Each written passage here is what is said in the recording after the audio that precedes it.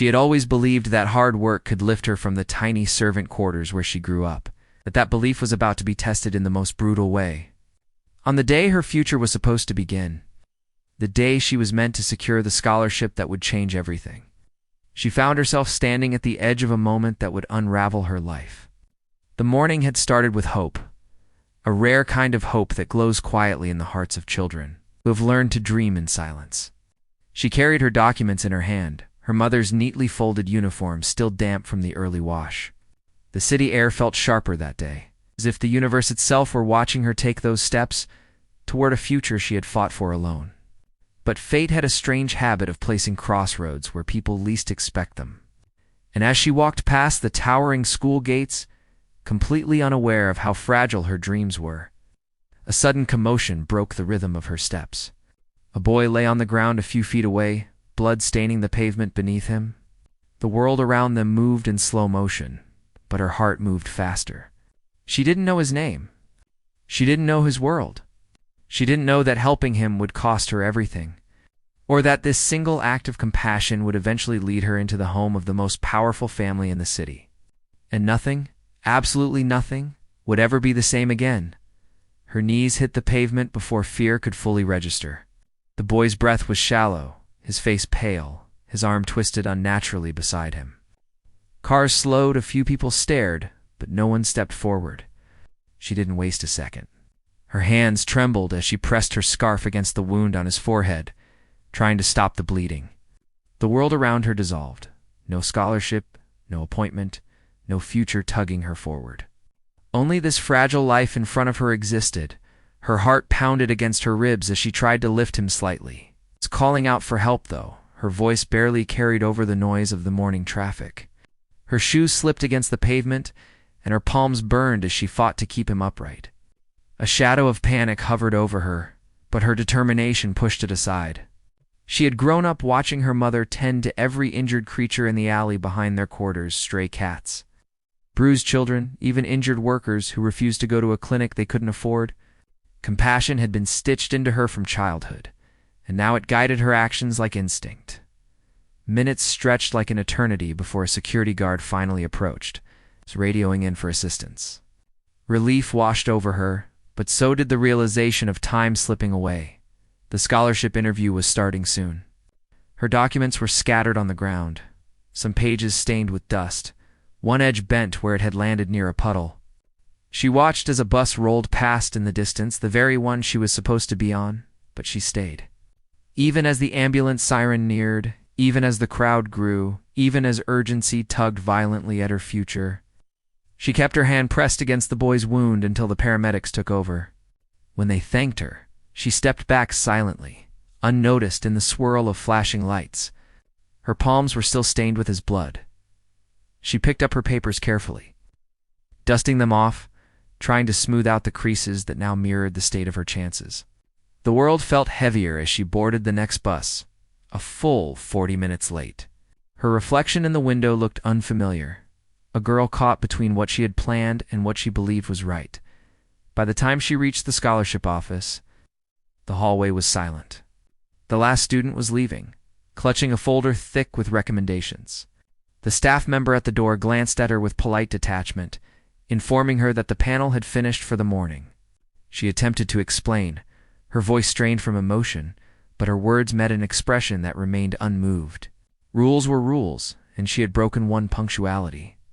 She stepped outside the building slowly, her eyes stinging from a mixture of frustration and helplessness.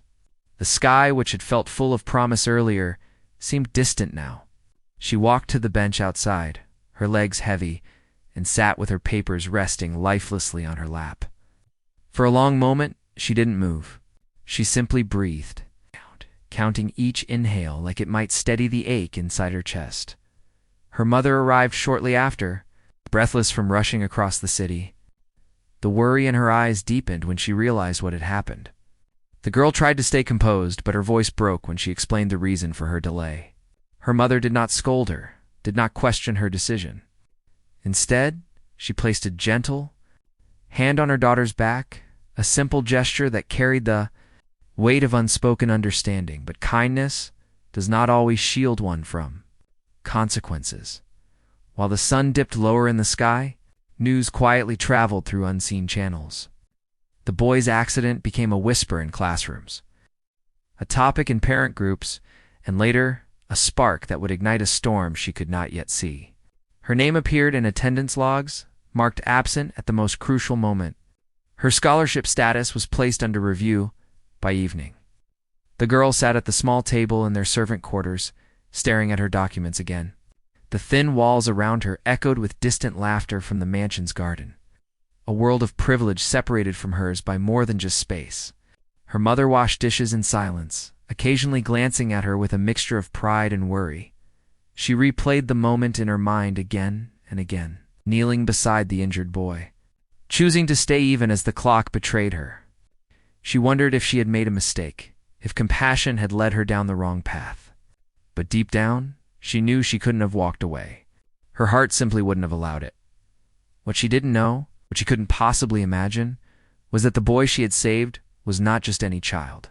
He belonged to a world where last names carried weight, where influence stretched across the city, and where a single act of kindness could shake the foundations of power. Her decision that morning had already intertwined her fate with theirs, and soon that powerful world would come crashing into hers, not with gratitude, but with consequences she never deserved. Night settled over the mansion grounds with a quiet indifference, as if the world had no interest in the storm slowly gathering around the girl. She sat beside her small window, her scholarship documents spread across the table. A faint breeze slipped through the cracks in the frame, stirring the corners of the papers. Each one represented years of relentless effort. Early mornings washing uniforms, late nights studying beneath a flickering bulb, small sacrifices made silently in the shadows of a home that wasn't theirs. Her mother finished her tasks in the main house and returned late, her feet aching from hours of standing, but still she placed a warm meal in front of her daughter. The girl ate quietly, her thoughts drifting back to the boy on the pavement. She wondered if he was safe, if he had reached a hospital in time. She had no idea that the city's wealthiest hospital, the one run by the most powerful business family, had already received him with urgency. Over the next few days, life in the mansion took on a strange rhythm. The girl carried on with her chores, but a subtle tension lingered. The other workers whispered in corners. Their glances held a mixture of curiosity and concern.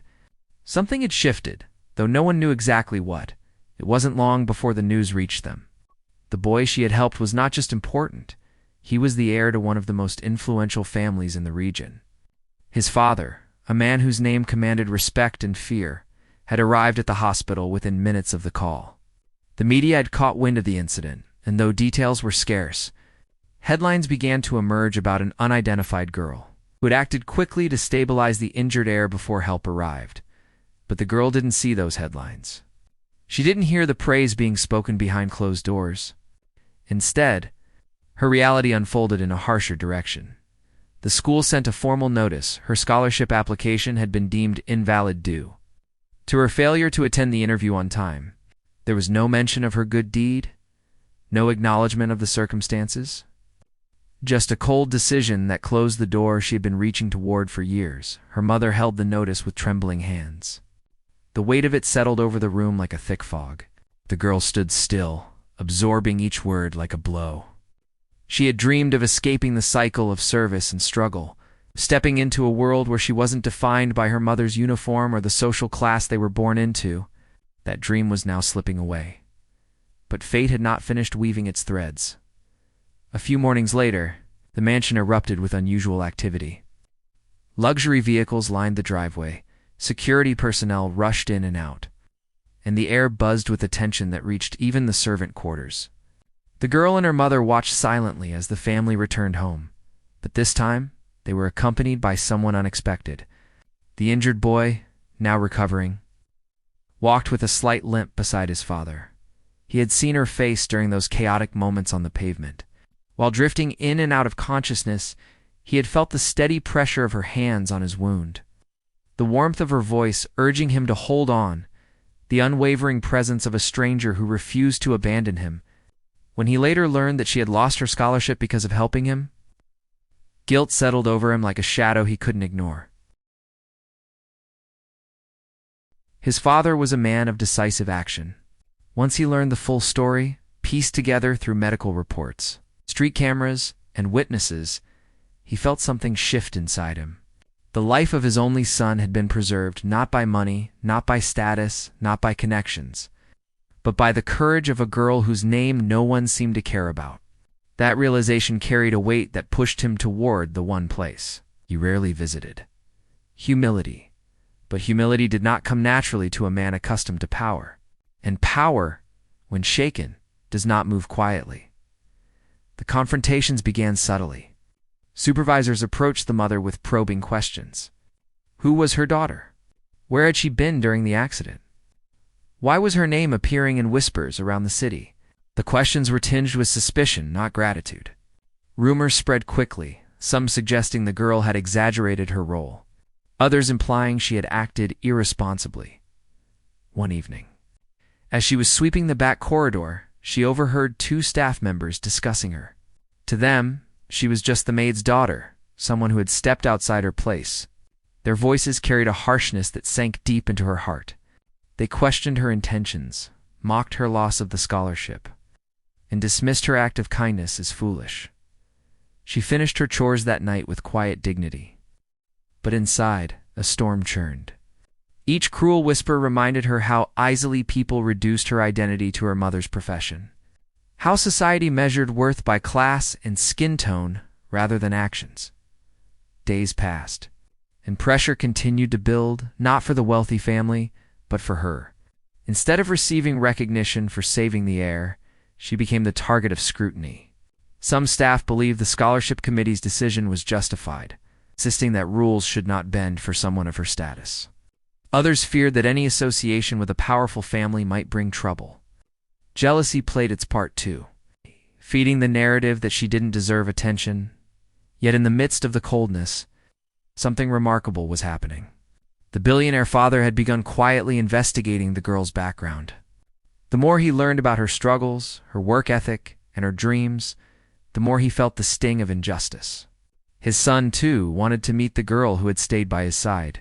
But the mansion's layers of formality, hierarchy, and silence created barriers, the kind that keep the wealthy protected and the poor invisible. Still, the truth had a way of finding cracks. One afternoon, while she helped her mother polish the silverware in the pantry, a gentle knock interrupted their work. A member of the household staff entered with a formal envelope sealed with the family crest. Her mother hesitated before taking it, unsure of what such a letter could contain. The girl felt her heartbeat quicken as they opened it together. Inside was an invitation, a request for the girl to meet the family in the main hall the following morning. The room fell silent. The mother's hands trembled. The girl's heart pounded against her ribs. All the whispers, the judgment, criticism, they swirled inside her mind like a storm about to break. But beneath the anxiety, something else stirred. A quiet strength. A reminder of the moment she had placed her scarf on a wounded stranger, not expecting anything in return. She didn't know if the meeting would bring justice or merely another form of humiliation. She didn't know if the powerful family was calling her to praise her, question her, or blame her.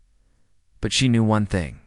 This was the moment when two worlds, one built on privilege and the other on struggle, were about to collide, and the impact would shape everything that came. Next morning arrived with a heaviness that clung to the air, as if the world itself sensed the significance of what was about to unfold. The girl dressed in her neatest clothes that still carried faint traces of detergent from her mother's careful washing. Her hands trembled slightly as she tied her hair back. Every movement felt slow, deliberate, wrapped in a fragile mix of fear and uncertainty. Her mother walked beside her, toward the mansion's main hall, each step echoing through the quiet corridor. The building, with its polished floors and towering ceilings, seemed even grander today, as though it were reminding her of her place within it. Sunlight filtered through the large windows, casting long shadows that stretched across the marble tiles, guiding her toward a moment that could either shatter or restore her. When she entered the hall, she found the billionaire father standing with a posture that radiated authority. His presence carried a weight that made even the air feel still. Yet beneath that power rested something unexpected. A solemnity in his eyes that hinted at a man wrestling with truths he had long ignored. His son stood beside him, the bandage on his forehead barely visible, his expression soft with gratitude and guilt. The girl lowered her gaze, her heart pounding so loudly she feared it might echo through the room. She waited, unsure of what this meeting would bring. Suspense wrapped tightly around her, like a hand gripping her chest. The billionaire motioned for her to step forward. She obeyed, moving with quiet dignity, her feet barely making a sound on the polished floor. Her mother remained behind her, standing still, her hands folded with restrained anxiety. The father's thoughts weighed heavily as he watched the girl. He saw not a servant's daughter, but the person who had knelt on a dusty pavement to save his child. To give her scarf, her time, her chance at a future, without expecting anything in return. He thought of the life he had built through power, wealth, and influence, and how none of it had protected his son in that vulnerable moment. Yet a stranger with nothing had stepped in where countless privileged passers-by had not. The truth humbled him. But humility does not erase the consequences already set in motion. He took out a file, compilation of everything he had learned. Her grades, her recommendations, her scholarship status, her absence that morning. He had the authority to reverse the injustice with a single decision. But he also carried the weight of knowing that the system which punished her was one he had indirectly helped shape, a system that valued punctuality over compassion, class over courage, and privilege over humanity. The girl braced herself as he opened the file. She expected accusations, a formal reprimand, or perhaps an inquiry into her actions. The silence grew thick, stretching between them like an invisible wall. Then something unexpected happened. The father stepped closer, not with the superiority of a man who owned empires, but with the sincerity of a parent whose world had nearly collapsed. His eyes softened as he looked at the girl, truly looked at her, as if seeing her for the first time. The weight of gratitude pressed against his chest in a way he had never felt before. He extended the file toward her. For a moment she hesitated before reaching out. Her fingers brushed the edge of the folder, and her heart clenched with apprehension.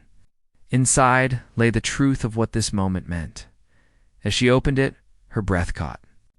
The scholarship she thought she had lost was not only reinstated, was replaced with a handwritten note acknowledging the sacrifice she had made. An offer far greater than anything she had dared dream of had been included. Full sponsorship for her studies, living expenses and resources to pursue her academic goals without fear of financial burden. The shock hit her like a wave. She blinked rapidly, trying to steady herself, her heart swelling with relief and disbelief. Her mother covered her mouth with trembling hands, unable to contain the emotion rising within her. But there was more. The billionaire father lowered his head, a gesture no one in the mansion had ever witnessed. A gesture that cut through the air with the force of a symbolic storm. In that moment, he acknowledged not just her actions, but the humanity she had shown in a world that often overlooked girls like her. This single bow shattered centuries of unspoken hierarchy. A wealthy father honoring the courage of a servant's daughter. It stunned the staff, watching from afar, silenced the whispers that had followed her, and left the girl standing frozen in a moment she could hardly comprehend. The boy stepped forward too, not with entitlement, but with the quiet humility of someone whose life had been saved by a stranger who deserved the world's respect. His presence beside his father's solidified the truth. Her compassion had changed the course of his life. And now their emotions surged through the hall. Gratitude, redemption, justice. The mother's tears fell freely. The girl's breath trembled as she held the file close to her chest. And the billionaire father realized something profound. Kindness from the least privileged can reveal the deepest. Humanity in those who have everything. But even as relief washed over them, the moment remained sharp with intensity. This was not just a scholarship being restored. This was a reckoning. A collision of injustice, responsibility, transformation. In the center of that grand hall, surrounded by wealth and power, stood a young girl who had nothing except her courage. And today, that courage had moved the immovable. The storm that had threatened to tear her future apart had finally broken, but what emerged from its center was far stronger than she ever expected. The hall slowly exhaled after the storm of emotion that had passed through it, leaving behind a stillness that felt almost sacred. The girl stood frozen, the scholarship file pressed against her chest, as if she feared the moment might slip away if she loosened her grip. Her heart raced, not from fear anymore, but from the overwhelming realization that her life, and her mother's life, had just shifted in a way she could barely comprehend. The billionaire father's gesture lingered in the air like a memory carved into stone.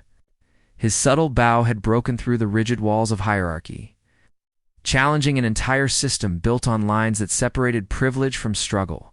The staff, who had once whispered behind her back, now looked at her with wide, shaken eyes.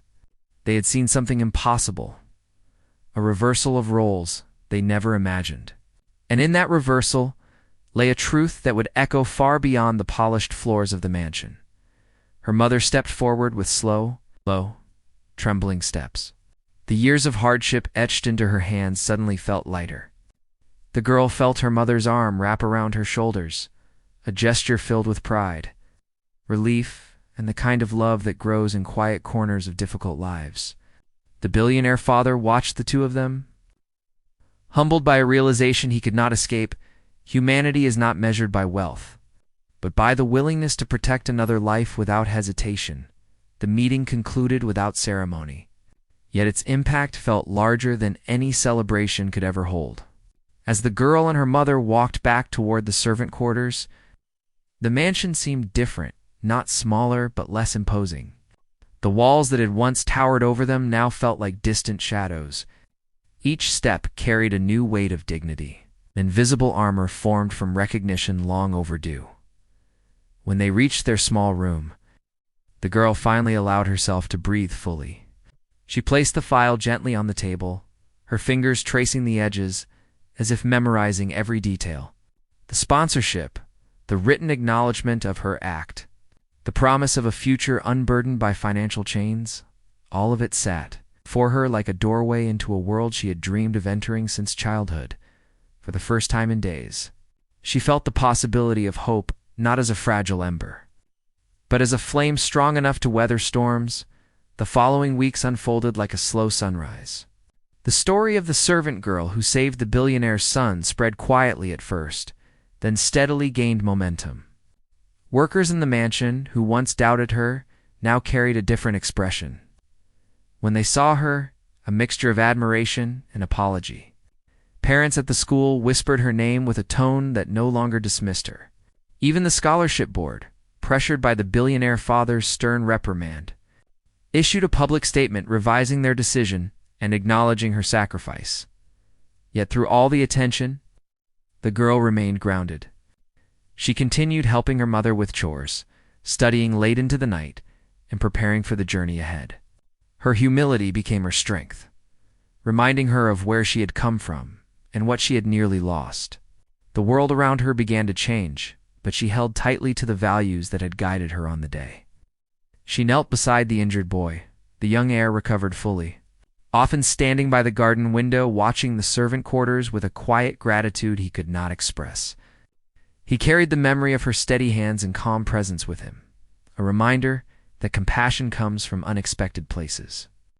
His father, transformed in ways he struggled to articulate, carried a renewed sense of responsibility. The moment on the pavement haunted him, not with fear but with perspective.